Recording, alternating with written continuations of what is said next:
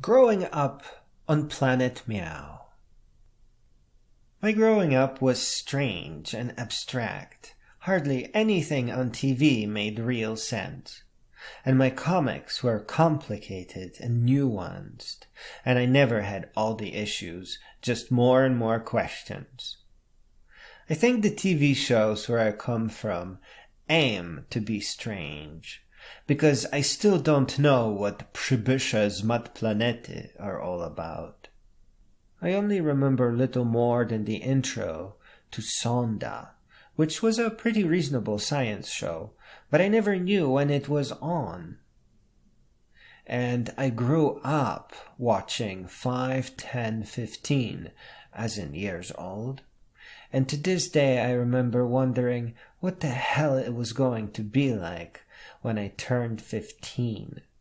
I thankfully skipped over that period of my life by coming to United States, the magical city of Brooklyn, New York. I was aware of English words, but I would mostly understand things from context.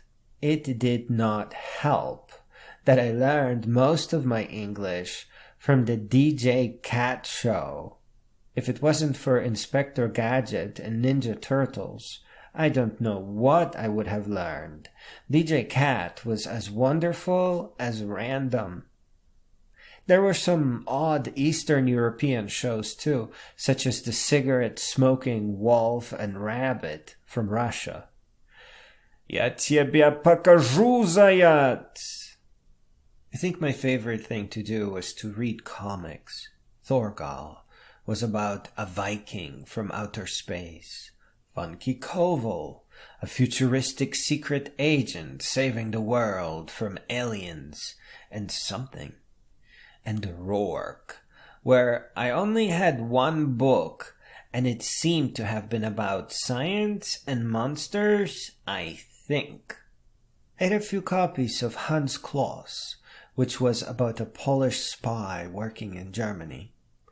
And when I was younger, I basically learned to read from Kaiko and Kokosz and Titus Romek I Atomek. Very nice comic books. Those comic books were my earliest education, for sure. Countless dreams were had about all the unusual things in there. When I settled down in New York and became a fan of X-Files, I took to the New York Library to look up stories about Sasquatch and Mokele Mbembe. To me, my trip to the library was absolutely the same as learning from comics and TV shows. It wasn't so much about entertainment, but trying to understand the world, learning more things. I read many paperbacks about X-File-like stories and simply realized that is how religions are formed. The last paper-only book I've read was Ultramarathon Man, Confessions of an All-Night Runner by Dean Karnazes. Shortly thereafter, I ran from Canton to Ann Arbor using my feet, and I think it took me like 6 or 8 hours.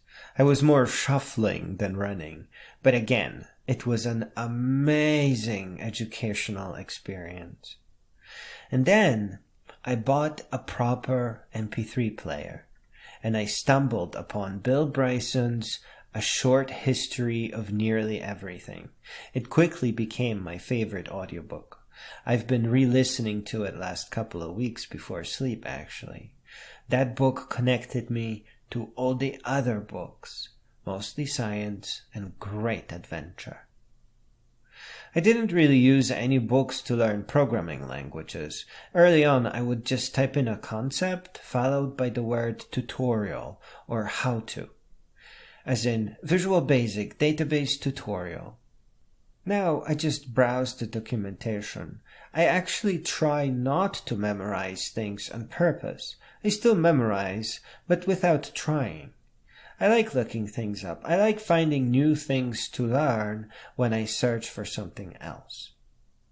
It seems like there's about 10 or 20 things that I am learning all at the same time.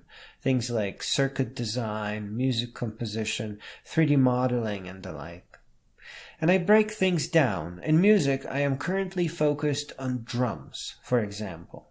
LMMS is testing a new audio sample set, instrument sounds, and there is a much nicer drum selection now. In circuit design, I get very comfortable with simulating circuits, because then all the math is done for me. My biggest realization was that all those breadboard prototypes with all the wires sticking out are actually fed into computers to automatically create the circuits that we see on circuit boards. So the breadboards are actually bee's knees. They are an important part in creating a product.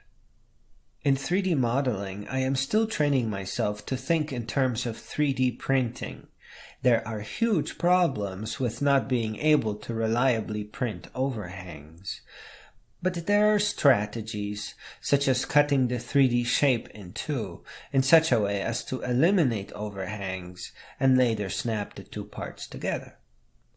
There are no real limits in modeling for 3D printing, but I like creating problematic 3D models that help me grow my knowledge. I just recently published the world's most daring dryer machine knob, and it feels great to the touch, and I actually learned a few extra things about Blender while making it. The way I learn is by pausing one thing and then pushing another. And when I feel I maxed something out, I switch to something else and later return with wiser solutions. I have never gotten stuck, never overwhelmed. Learning has always been very fun and relaxing. It's always an adventure.